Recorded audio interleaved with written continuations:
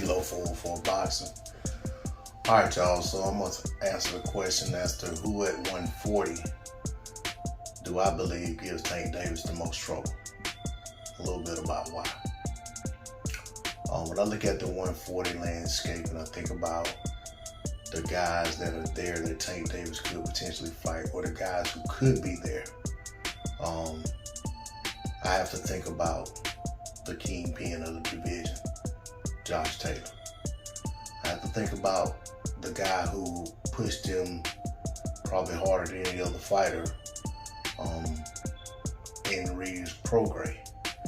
I have to think about Jose Ramirez, who also was a unified champion who only lost to Josh Taylor. I have to think about Mikey Garcia, who talks about potentially fighting at 140 from time to time, and a lot of people mention as a guy who could go back down to 140. Although I'm not 100% sure, but I'll throw Mikey in there. And then lastly, I have to also think about guys like Baranchyk and Zepeda, just because they're hot fighters in the division. You know what I'm saying? Even though they're not considered the top tier guys, but I also have to consider them as well when I think about the guys at 140. And there's some more notable guys out there as well, but these are the guys that just kind of jump out at me because these are the guys who seem to be fighting in pretty steady rotation and hover around the top tier. So for me, when I think about Tank Davis potentially fighting any and all of those guys, which I know that's not going to happen, but I'm thinking about matchups with any of them without really going into any details of any of the other guys. I think Josh Taylor's the one.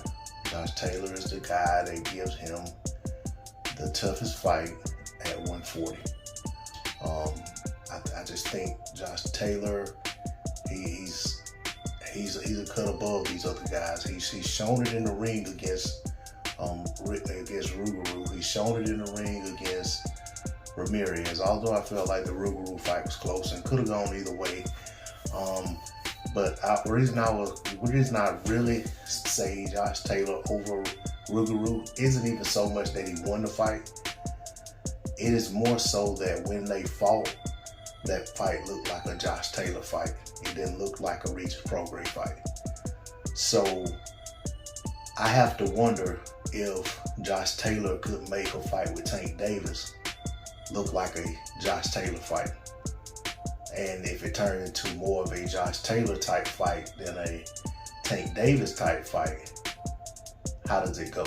So when I think about all of that, it makes me feel like, for one, Taylor is the fighter who more realistically has a chance of turning a fight with Tank into a fight that's fought at his tempo and at the range in which he wants the fight to be fought.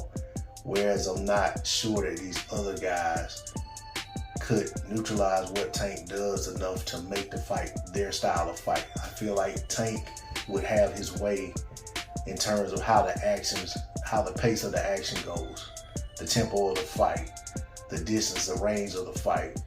I feel like it will be all Tank Davis. And it very well could end up that way with Josh Taylor as well. But I feel like of all these guys, he has the best chance. And I also feel like Josh Taylor believes that he should be able to beat a guy like Tank Davis. Where even though I hear some of, just say, Rougarou, even though I hear what he says and how he talks about the Tank Davis fight, I don't believe him as much as I believe Josh Taylor. And the reason I say that, because I heard Rougarou say all of this stuff going into the Josh Taylor fight. And when he got in that fight, he didn't look like himself for rounds. And I have to credit Josh Taylor with that. But I also have to look at what's his mentality. What is it about him that allowed the fight to play out as it did? Because it wasn't just all Josh Taylor. Josh Taylor also had a level of cooperation that Rougarou brought to the table. So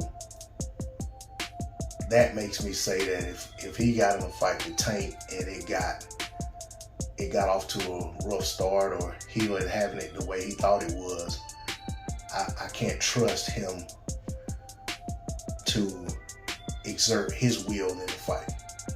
But I can't necessarily say the same thing about Josh Taylor, because I've seen Josh Taylor have some rough and rocky moments, even in the Rougarou fight, in the Ramirez fight, even in the Postol fight. And I saw him still get through those moments and turn things around and make the fight his style fight, and eventually pull out a victory in those fights. So I'd have to lean toward thinking that if any of these guys, and I'm not saying Tank beats all these guys, that's not what I'm saying here, but I'm just saying who would I favor most to give Tank problems and to potentially beat Tank? Definitely Josh Taylor, out of the crop of guys I mentioned. That's all I got to say on the subject. D-Lo 404 Boxing. Like, share, comment, subscribe. I'm out. Peace.